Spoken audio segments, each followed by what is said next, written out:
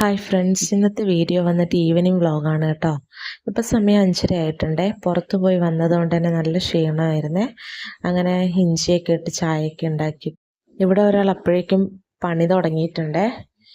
കഴിഞ്ഞ ദിവസം പേരയ്ക്ക മേടിച്ചിട്ടുണ്ടായിരുന്നല്ലോ, അപ്പോൾ അതെടുത്തിട്ട് കടിച്ച് കഴിച്ചിട്ട് ഒരു ഹോളാക്കി വെച്ചിട്ടുണ്ടേ. എന്നിട്ട് ആ പേരയ്ക്കയിൽ വെള്ളം ഒഴിച്ചിട്ട് കുടിക്കുവാന്ന് കേട്ടോ. എന്നോട് സ്പൂണ് ചൂണ്ടിയിട്ട് ഏതോ ഒന്ന് എടുത്ത് കൊടുക്കാൻ പറഞ്ഞു കേട്ടോ. ഞാൻ കുറേ ഇങ്ങനെ മാറി മാറി ചോദിച്ചു ഇതാണോ എന്നല്ല. പക്ഷേ ഒന്നുമല്ല. അവസാനം അവളെ എടുത്തിട്ട് തന്നെ നോക്കുമ്പോൾ ഉണ്ട് അരിപ്പാണ് കേട്ടോ വേണ്ടത്. ഞാൻ ചായ അരിക്കുന്ന കണ്ടിട്ട് അതുപോലെ വെള്ളം എടുത്തിട്ട് പേരയ്ക്കകത്ത് അരിച്ചൊഴിക്കുവാണ് ചൂടുവെള്ളം. നമ്മൾ കിച്ചണിൽ എന്തൊക്കെയാണോ ജോലി ചെയ്യുന്നതെന്ന് വാച്ച് ചെയ്തിട്ട് ആളത് റിപ്പീറ്റ് ചെയ്യുവാണ് കേട്ടോ ഓരോരോ കാര്യങ്ങളിൽ.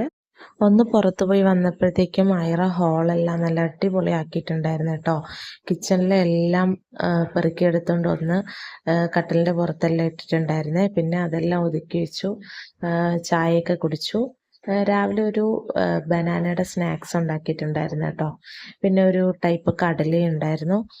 അങ്ങനെ ചായയൊക്കെ കുടിച്ച് ക്ഷീണമൊക്കെ മാറി കുറച്ച് സമയം ഫോണൊക്കെ നോക്കി ഒന്ന് റിലാക്സ് ആയിരുന്നു കേട്ടോ. കഴിഞ്ഞ ദിവസം മാർക്കറ്റിൽ നിന്നൊക്കെ വന്നപ്പോൾ ഒരുപാട് ലേറ്റ് ആയതുകൊണ്ട് തന്നെ ഡ്രസ്സൊന്നും അലക്കാൻ കഴിഞ്ഞിട്ടുണ്ടായില്ല. അങ്ങനെ ഒരു ദിവസം അലക്കാതായപ്പോഴത്തേക്കും ഒരുപാട് ഡ്രസ്സ് ഉണ്ടായിരുന്നു കേട്ടോ അലക്കാൻ വേണ്ടിയിട്ട്. അങ്ങനെ അതൊക്കെ അലക്കി.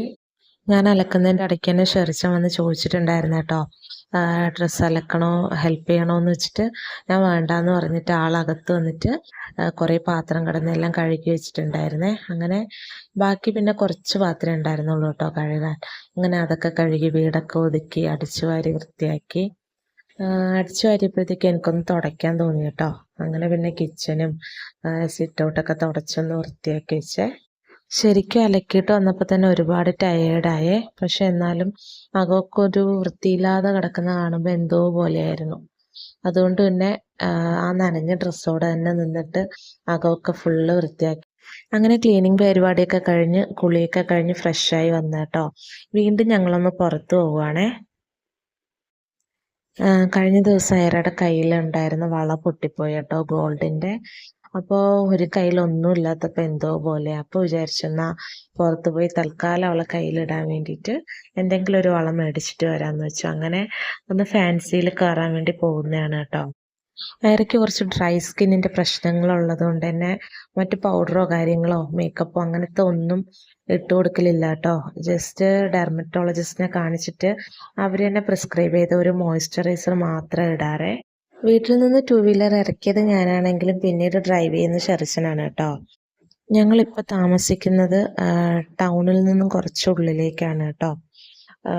വീട്ടിൽ നിന്ന് കുറച്ച് ഡ്രൈവ് ചെയ്ത് കഴിഞ്ഞാൽ നാഷണൽ ഹൈവേ എത്തും. ഇപ്പം നമ്മൾ പോയിക്കൊണ്ടിരിക്കുന്നത് ഹൈവേയിലൂടെയാണ്.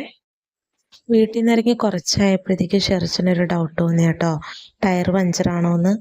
അങ്ങനെ അടുത്ത് കണ്ട ഒരു വർക്ക്ഷോപ്പിൽ കയറ്റി. ഭാഗ്യത്തിന് പഞ്ചറൊന്നും ഇല്ലായിരുന്നു കേട്ടോ. പിന്നെ ടയറിൽ എയറൊക്കെ നിറച്ച് അവിടെ നിന്ന് ഇറങ്ങി കേട്ടോ. അപ്പോൾ അടുത്തൊരു ഫാൻസി ഷോപ്പ് കണ്ടായിരുന്നേ. അങ്ങനെ അവിടെ കയറി. പക്ഷേ ഹൈറയുടെ കൈയുടെ പാകത്തിനുള്ള വളയൊന്നും കിട്ടിയിട്ടില്ല കേട്ടോ അവിടുന്ന്.